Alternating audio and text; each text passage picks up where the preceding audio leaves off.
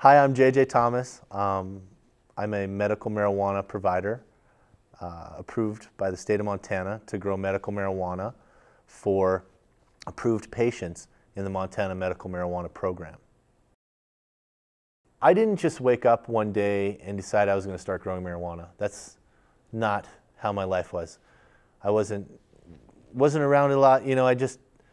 I had a friend that came to me and said, I'm sick and I want to use medical marijuana, and I cared a lot about this person, and they asked me if I could learn how to do this for them, and I did. I learned how to do it, and I made some products for them, and it helped them through chemo, and they've successfully recovered, and that's what started my medical marijuana journey. I think that if people want to use medical marijuana, we should let them, and they should be able to find it.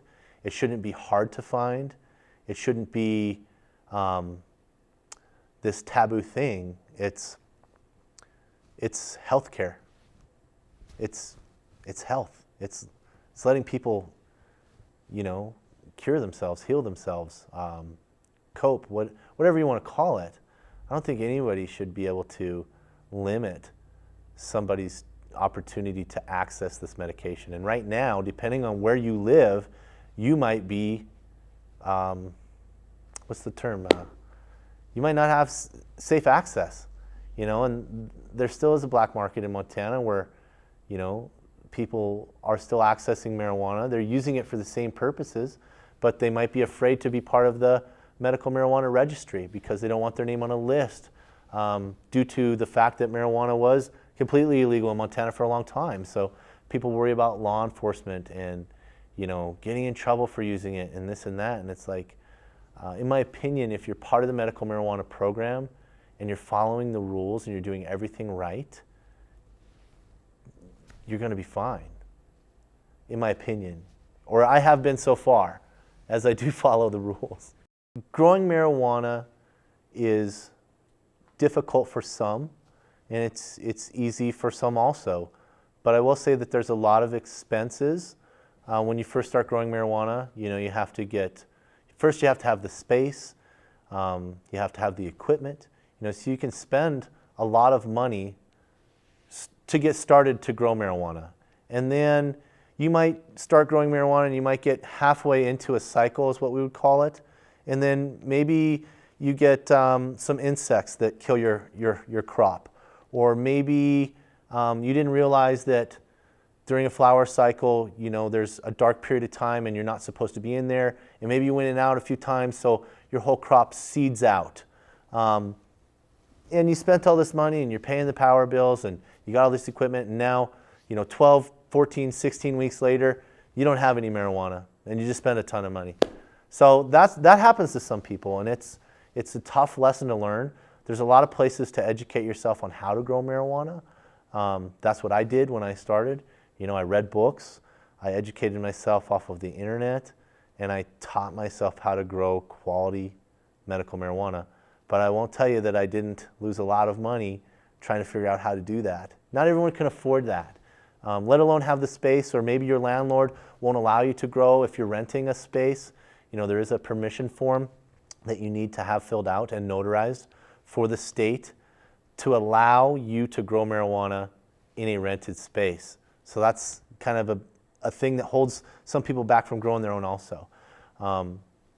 If you have access to a provider, you don't have to think about any of that stuff. You don't have to do any of the work. Some people are so sick, literally, to take care of a garden is too much work. It's too hard. Packing bags of dirt, packing buckets of water.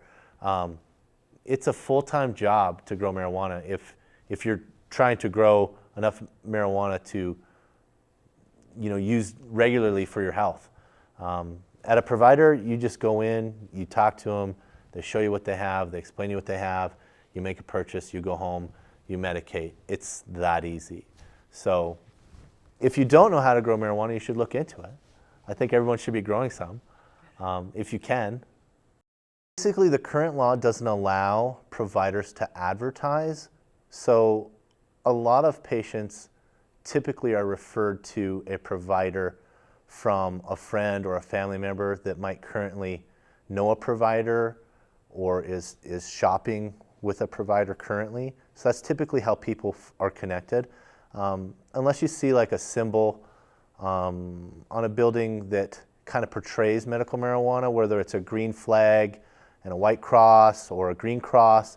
You know, a lot of us are kind of trying to put generic signs out there so folks can find us, but we can't put anything on the outside of the building that says, you know, marijuana is found here. For some reason, they don't want us to be able to find you or you to be able to find us. It's really complicated, but once you find us, we can help you with medical marijuana. I want to start by letting everyone know that you can go into most medical marijuana dispensaries during operating hours, even if you're not a current medical marijuana patient. The reason medical marijuana providers like myself would welcome you into our store is because we want to talk to you about medical marijuana. We want to talk to you about your health concerns. You know, why do you want to use medical marijuana? Have you ever used medical marijuana? These are all the different types of medical marijuana strains that we grow for different health purposes. We make candies, tinctures, salves, creams, syrups, lozenges, candies, smokable. You know, you can smoke it, you can vaporize it, you can eat it. There's lots of different ways to use it, but if you don't know anything about marijuana, you might not want to go to talk to your doctor about it. So you can come into most shops and talk about it, and then if you decide based on the conversations you've had with the provider that you want to use medical marijuana, most providers can then guide you to a physician that can refer you into the medical marijuana program based on your health conditions. So that's kind of the first step, is talking to a physician about your health and why you want to use medical marijuana. And then if he refers you into the program, you can either grow your own at home currently. That may change after the legislative session. We're not sure what's going on up there right now. As there has been a roller coaster with medical marijuana, I'm sure most of you know. We were allowed to help you for a while, then we weren't allowed to help you for a while. Now we're allowed to help you again.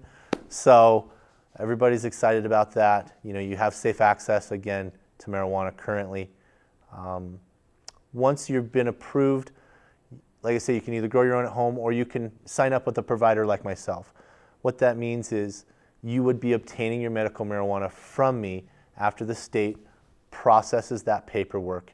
You get a medical marijuana card in the mail with my name on the back or your provider's name on the back.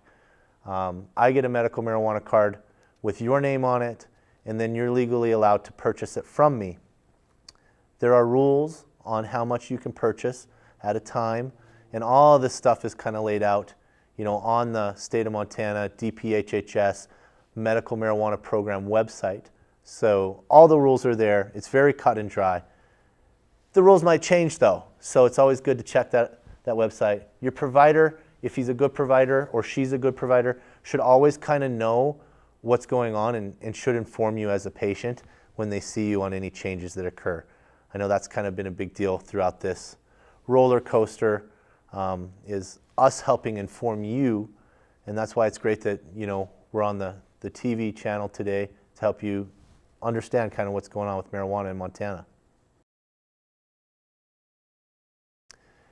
Different strains of marijuana can affect you differently. Some of them are sativa, which is more of what I would call an energy or an uplifting, euphoric type of a stimulant almost.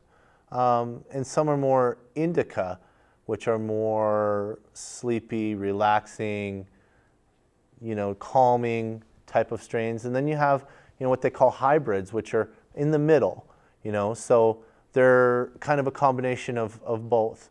The thing about marijuana is, you know, several people could smoke the same type of marijuana or ingest the same type of marijuana, and you all might feel different. So it's really a personal journey that you take with your provider, and your provider should help coach you on the types of marijuana that they grow or the types of candies or foods or edibles or medibles that they make to help you with the health care that you want to obtain from marijuana. So if you have anxiety, depression, sleep disorders, if you can't eat, pain, there's a whole list of qualifying conditions for medical marijuana that a doctor can approve you for. But I think the other part of it is maybe some of these qualifying conditions are causing other issues in your life, like not being able to eat or not being able to sleep. You know, maybe your anxiety is so bad you can't leave your house, and maybe you just don't want to take the current medications that are prescribed to you for that because there's too many side effects. So a lot of people want a more natural remedy for their health, and that's where medical marijuana comes in. Medical marijuana can be supplemented into your healthcare program. And maybe at first, you know, it allows you to use less pharmaceuticals for a while. And then maybe, you know, once you get the hang of it and you kind of figure out how much to take, when to take it, what kind to take based on the condition that you have, maybe eventually you slowly start tapering out of some of those pharmaceuticals that have side effects. In my opinion, less pharmaceuticals, less side effects equal maybe a longer life for you. You know, so it's a personal journey. Everybody kind of goes down that road, and you just kind of got to test the waters and see if medical marijuana is right for you. It might not be right for everyone, but with a good coach or a good provider, a good, you know, medical marijuana guide, you should be able to find some comfort in medical marijuana versus handfuls of pharmaceuticals that might be slowly killing you.